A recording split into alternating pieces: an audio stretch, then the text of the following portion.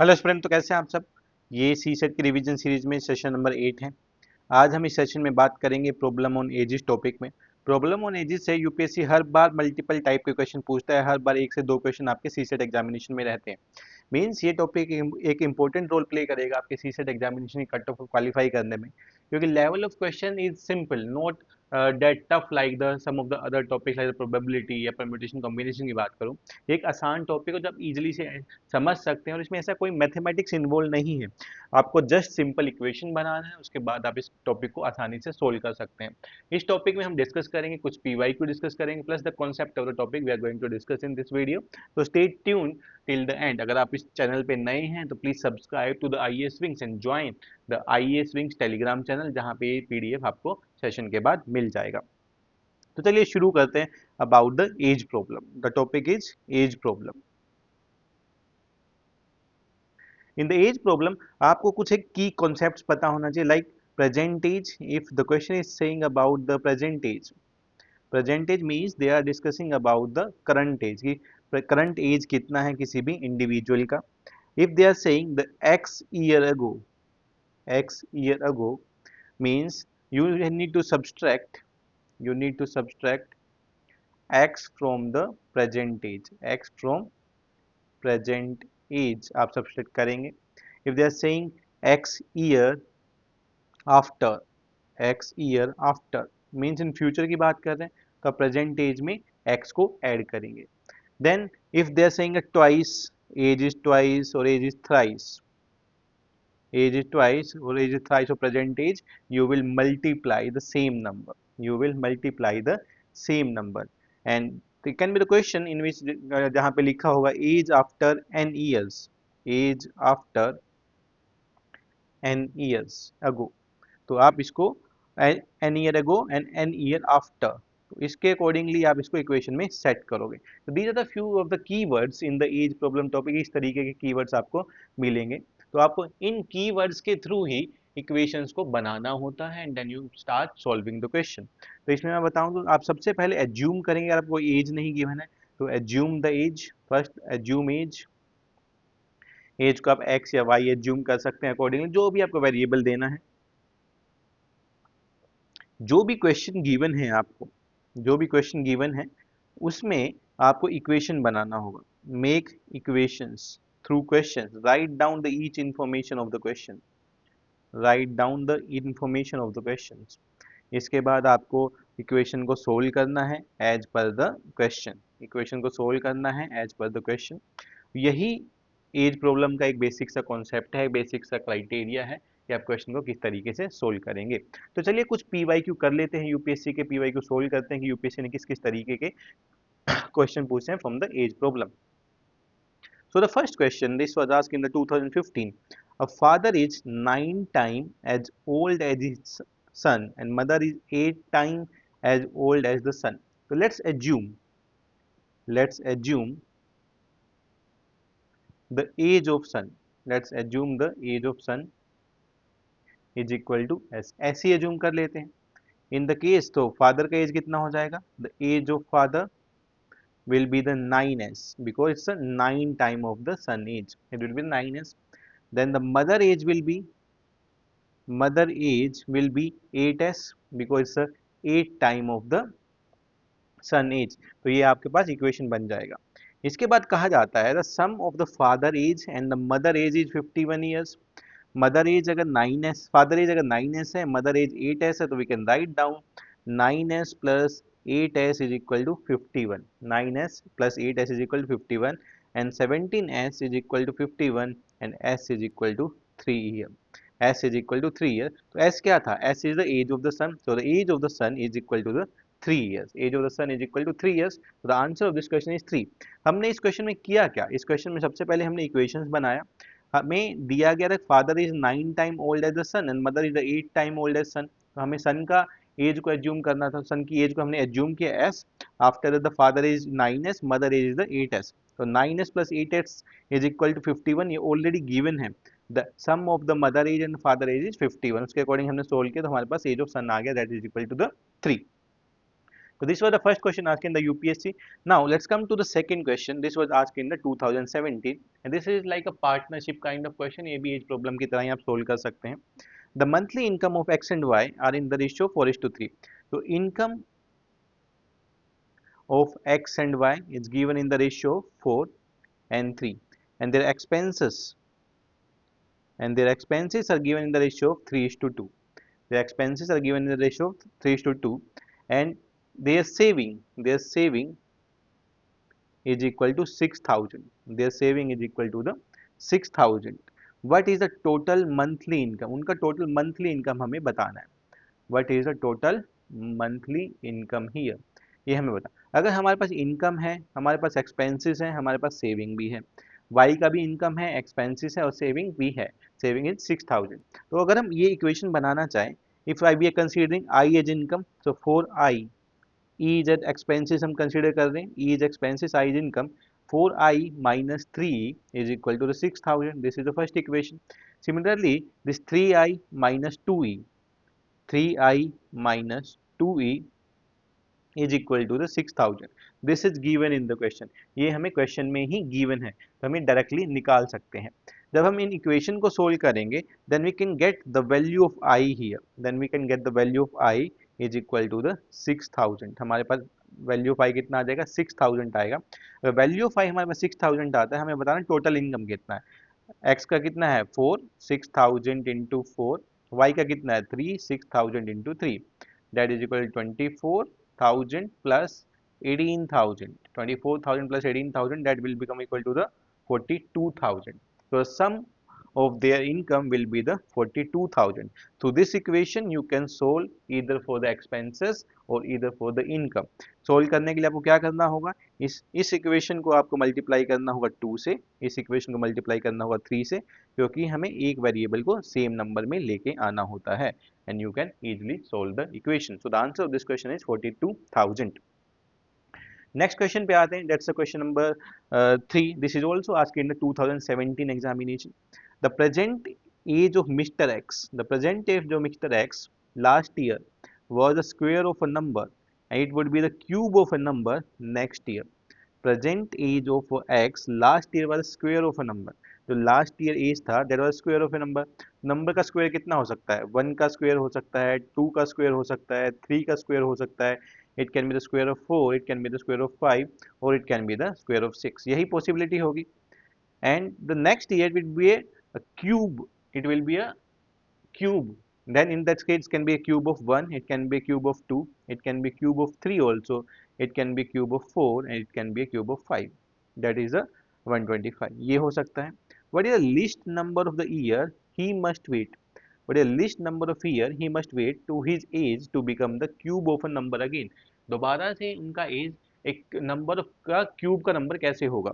तो इस केस में हमें देखना है कि एक साल पहले उनका एज स्क्वायर था, एक साल पहले उनका ए स्क्वायर है और एक साल के बाद this is the present, this is the 1 year back, this is 1 year back and this is 1 year after, this is 1 year after.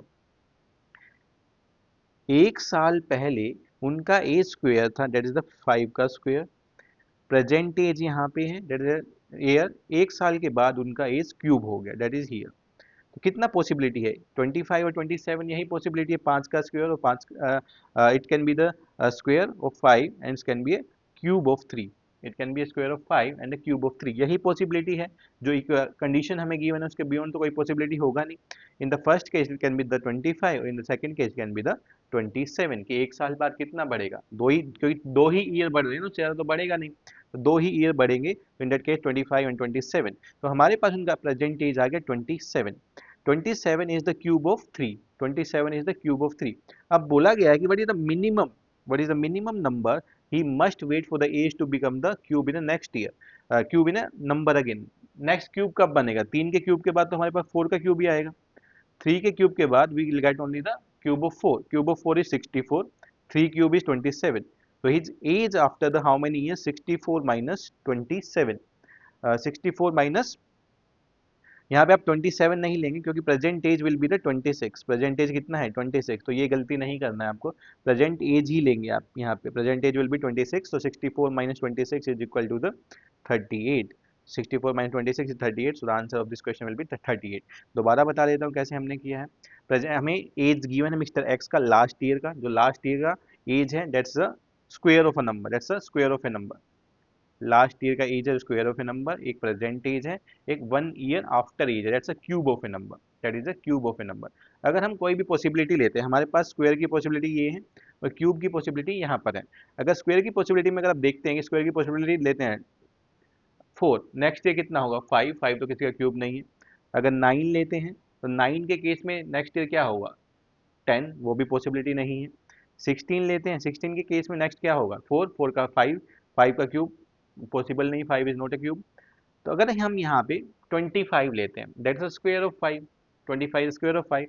और नेक्स्ट ईयर जब हम बात कर रहे हैं कि एक साल बाद उनका एज कितना होगा 6, 5 के बाद 6 ही होगा ना, तो 6 दैट्स अ गिवन. 25 का उनका क्यूब हो रहा है, 25 के बाद उनका क्यूब हो रहा है दैट्स अ ईयर. एक साल पहले का एज है 25, उसके बाद प्रेजेंट एज आएगा, उसके बाद नेक्स्ट ईयर का एज आएगा. 25 अभी का एक साल पहले का एज, उसके बाद प्रेजेंट एज, उसके बाद नेक्स्ट ईयर का एज आएगा दैट्स द 27. तो 25 is the age 1 year before, 26 is the present age, 26 is the present age and 27 is the age 1 year after. This is the question. अब बोला गया कि नेक्स्ट एज उनका क्यूब में कब आएगा, 3 के क्यूब के बाद तो 4 का क्यूब ही आएगा, 3 के क्यूब के बाद 27, 4 का cube 64, 64 minus 26, present age minus करेंगे, प्रेजेंट एज 26 है, तो it will be the 38. So the answer of this question is 38. Next question पे आते हैं, that's question number 4. This was asked in the UPSC 2019 examination में इस क्वेश्चन को पूछा गया था. Ina was born 4 years after her parent marriage. She was born 4 years after her parent marriage. Her mother is 3 years younger than her father. Her mother is 3 years younger than her father and 24 years older than Ina. 24 years older than Ina, who is 13 years old. Ina का present age बता दें 13 years. And what age did Ina father get married? किस year में ईना के father की शादी हुई? तो यहाँ पे हमें गिवन है age of Ina is given, तो we will write the age of Ina is equal to 13. Mother का एज भी पता लग जाएगा क्योंकि 24 ईयर्स बड़े हैं मदर ईना से, तो 13 plus 24 it is equal to 37 years. 37 years आ गया. और हमें यहाँ पे गिवन है her mother is 3 years younger than the father. अगर फादर से 3 ईयर्स यंगर है तो we can get the age of father. Age of father will be the 37 plus 3 that is equal to 40 years. अब हमारे पास सबका as आ गया, as of father आ गया, as of mother आ गया, एज ऑफ ईना आ गया. देन इन दिस केस हमें पूछा गया कि Ina father age during the marriage. Marriage के टाइम पे ईना के फादर की एज कितना था, मैरिज के टाइम पे एज ऑफ ईनाज फादर कितना था. और उस टाइम पे हमें बताना 40 अभी एज है ईना के फादर की, minus 13 is the age of 13 is the age of Ina, plus कितने साल बाद ईना बोर्न हुई आफ्टर द 4 years, ये गिवन है हमें. Ina born after the 4 years, this will be the 14. It will equal to 40 minus 17 that is equal to 23. तो at the age of 23 ईना के father की शादी हुई. तो the answer of this question 23. तो अगर आप हर क्वेश्चन में देखते हैं we need to just make the equation according to the given question. Question के अकॉर्डिंग हमें बनाना होता है, किस तरीके का क्वेश्चन गिवन है उसके अकॉर्डिंग ही हमें इक्वेशन बनाना होता है and we need to find out the answers. Now let's come to the next question. This question was asked in the CSAT 2019 में क्वेश्चन पूछा गया. In 2002 Meenu age was 1/3 of the age of Mira. Minu age is the 1/3 age of Mira in 2010. Where in 2010 Minu age was the half of the age of Mira. What is the Minu years of birth? अब हमें 8 साल पहले की कहानी और 8 साल के बाद की कहानी गिवन है. मीनू और मीरा के एज को कंपेयर किया जा रहा है. तो हमारे पास 8 साल पहले कितना एज था और 8 साल के बाद कितना एज है, दोनों को निकाल के हमें कंपेयर करना है. तो लेट्स अज्यूम, चलिए अज्यूम करते हैं इन 2002 let's the age of Mira is equal to a. हमने मीरा का एज को अज्यूम किया a, तो मीनू का एज अकॉर्डिंग टू क्वेश्चन कितना हो जाएगा, मीनू का एज a/3. मीनू का एज कितना हो a/3 गिवन है. It's a 1/3 of the age of Meena, it's given here. After the 8 years in 2010, अगर मैं 2000 बात करूं, एज ऑफ मीरा कितना है, age of Meera will be equal to a plus 8. A 8 साल पहले तो 8 साल बाद कितना होगा a प्लस 8 होगा. तो मीनू का एज कितना होगा, age of Meenu will be a/3 क्योंकि मीनू का एज तो a/3 था प्लस 8, a/3 8 साल पहले था मीनू का एज, और उसके बाद 8 साल बाद कितना हो a3 प्लस 8। इसके साथ साथ हमें ये भी गिवन है कि 8 साल बाद Meenu age was half of the Meera age. Meenu age is the half of the Ira age, but is the Meenu years of birth. Meenu age को half of Meera age given है, half into a plus 8, half of Mira age, age of Mira, age of Mira, and it's a half of Mira age, half into a plus 8 is equal to Meenu age a/3 plus 8, a/3 plus 8 हमारे पास आ गया। तो यहाँ से अगर हम a की value निकालते हैं, a की value will be 24 here, the value of a will be 24, a is the Meera age and the Meenu age is equal to 24/3, that is equal to the 8। Mean age 23, that is equal to 8। 2002 में हमें value बताया गया, तो 2002 में से -8 करेंगे, that is equal to 1994, that is equal to 1994। So the age is she was born in the 1994, so Meenu was born in the 1994, Meenu was born in the 1994। Next question पे आते हैं। Next question is from the CSET 2021 examination में पूछा गया है। X said to Y, at the time of your birth, at the time of your birth, I was twice as old as you are at present। कि जो y का present as है कुछ साल पहले वो उसके डबल थे। If the present age of the x is 42 years, अब हमें x का प्रेजेंट एज भी given is 42 years, then consider the following statements। 8 years ago the age of x was 5 times the age of y, after the 14 years the age of x would be the 2 times of the age of y। तो हमें ये prove करना होगा कि कौन सा statement सही है या कौन सा गलत है। लेट्स चेक, ये हमें क्या क्या गिवन है यहाँ पे, लेट्स सी, हम लिख लेते हैं क्या क्या हमें गिवन है। It's given the age of y हम अज्यूम करते हैं, हमें प्रेजेंट एज गिवन है x का equal to the 42 years, present age given है। Age of y let's assume, let's age of y is equal to the a year, age of y हम consider कर लेते हैं a ईयर। तो age of x कितना हो जाएगा, as of x कितना हो गया, it is equal to the 42 minus a, age of x will become the 42 minus a। In the same case it can be the 42 minus a is equal to the 2a, 42 minus a is equal to a क्यों लिखा है, लिखा it was twice as I was twice as old as you present, ये हमें given है। तो from here we can find out the value of a, the value of a will be equal to the 14 years, हमारे पास यहाँ से a की value आ जाएगी जिसका है 14 years। नेक्स्ट केस में आते हैं, present age of a Y हमारे पास आ गया था, प्रेजेंट एज ऑफ वाई हमने निकाल लिया, present age of Y, present age of Y is equal to the 14 years हमने निकाल लिया। पहली स्टेटमेंट कहती है, what's the first statement saying 8 year ago the age of X was 5 time the age of Y, 8 साल पहले age of X was 5 time of the age of Y. तो अगर 8 साल पहले देखते हैं तो एज ऑफ वाई कितना होगा, age of Y before 8 year, तो 14 माइनस 8, 14 माइनस 8 हो गया 6 होगा। और 8 साल पहले x का एज कितना होगा, एज ऑफ x 8 साल पहले, अभी कितना एज है 42, 8 ईयर पहले 42 माइनस 8 दैट इज 34। क्वेश्चन कह रहा है it's a 5 time of the age of y, 6 5 is 30, 5 time से ज्यादा है, तो first statement is not correct, so the first statement is not correct. Second statement देखते हैं, after the 14 years the age of x would be the 2 time of the age of y। After the 14 years कितना होगा, after the 14 years age of y will be equal to 14 plus 14 that is equal to 28 होगा।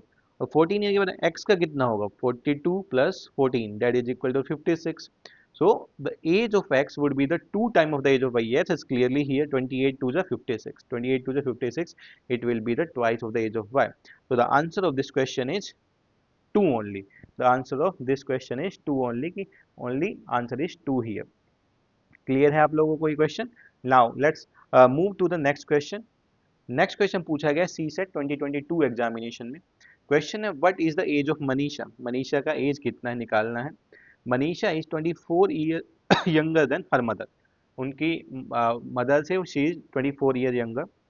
5 year later, 5 साल के बाद the age of Manisha and her mother will be in the ratio of 3:5, will be in the ratio of 3:5। दोनों का जो होगा it will be in the ratio 3:5। अगर आप देखोगे पहली स्टेटमेंट से तो पॉसिबल है ही नहीं देना answer. Manisha is 24 year younger than her mother, इससे हम कैसे बता सकते हैं कितना एज है, एज ऑफ मनीषा। तो alone one is not sufficient, statement one alone is not sufficient, so answer A तो नहीं होगा। Statement two 5 years later the age of Manisha and her mother will be the in ratio 3:5, तो present as चाहिए हमें मनीषा का, तो second से भी अलोन नहीं होगा। अगर हम दोनों स्टेटमेंट्स को मिला देते हैं, स्टेटमेंट नंबर 1 एंड 2, तो we can give the answer, both 1 and 2 can be the answer. ये तो चलिए सोल्व कर लेते था, विदाउट सॉल्यूशन अब कैसे करेंगे, मतलब आपको डायरेक्ट बताना है तो आप वो भी बता सकते थे। लेट्स सी अब सॉल्यूशन कैसे करेंगे इस क्वेश्चन का। क्वेश्चन में हमें गिवन है Manisha is 24 year younger than her mother and the 5 year later the age of Manisha and her mother will be in the ratio of 3:5। तो assume कर लेते हैं मनीषा का age A, let's assume Manisha age is A, Manisha age is A and her mother age is B. Manisha का age ए है, mother का B है, तो मदर का age is equal to 24 years plus a, क्योंकि Manisha is 24 year younger than the her mother, so mother age will be the Manisha age plus 24 years हो जाएगा। This is the equation number 1 with us. तो इससे तो हमें पता लगेगा कि इक्वेशन से हमें पता लगेगा first statement is not sufficient to give the answer. Second statement पे आते हैं। Second statement is given age of mother plus 5, age of mother plus 5 ratio age of Manisha plus 5, यही गिवन है 5 साल बाद age of mother and age of Manisha का ratio given है 5 divide by 3, 5/3 यही गिवन है। इनका ratio is the 5:3, mother and Manisha 5:3 given है, so this become the second statement. तो इससे हमें पता लगता है कि सेकंड स्टेटमेंट पे भी हम डायरेक्टली आंसर नहीं दे सकते, क्योंकि हमारे पास सारे के सारे वेरिएबल्स नहीं है, तो ओनली 1 ओनली 2 से तो आंसर नहीं दे सकते हैं। अगर हम इन दोनों स्टेटमेंट को कंबाइन कर दें, statement number 1 and statement number 2 को अगर हम कंबाइन कर दें, तो इस केस में अगर हम b का वैल्यू फर्स्ट इक्वेशन में सेकंड इक्वेशन में रख देते हैं, b का वैल्यू अगर हम सेकंड इक्वेशन में रखते हैं, it will be 24 plus a plus 5 divided by a plus 5 and it will be equal to the 5/3, यही आएगा हमारे पास। we can write 72 plus 3a plus 15 is equal to 5a plus 25, 5a plus 25, so it will be equal to 72 minus plus 15 minus 25 is equal to 5a minus 3a, यही होगा। यहाँ से आप देखेंगे तो 62 is equal to 2a, 62 is equal to a and a की value हमारे पास कितना आ गया 31, a की value 31, a is the age of Manisha. Age of mother कितना है, mother is 24 years older than the Manisha, तो age of mother is 55 years, 31 plus 24 is 55 years, age of mother will be 55 years। so these are the C set questions जो as problem से पूछे गए हैं। ये सारे के सारे क्वेश्चन किसमें पूछे गए, एज प्रॉब्लम से पूछे गए, तो you can directly answer the question. Let's move to the one more question जो यूपीएससी में पूछा है। ये पूछा गया यूपीएससी 2023 एग्जामिनेशन में, ये क्वेश्चन पूछा गया and this is the I think this the easiest question जो आज तक पूछा गया यूपीएससी के एग्जाम में। A is older than B, this is given A is older than B, तो we can write A is older than B. C and D are of the same age, C और D same age के हैं। E youngest है, तो we can write E is the youngest one। F is younger than D, F is younger than D, तो we can write F is younger than D। तो F अगर younger than D है तो C से भी younger होगा, ठीक है। F is older than A, F is older than A, अगर F older than A है, F is older than A, तो we can write F is older than A, तो we can write B A।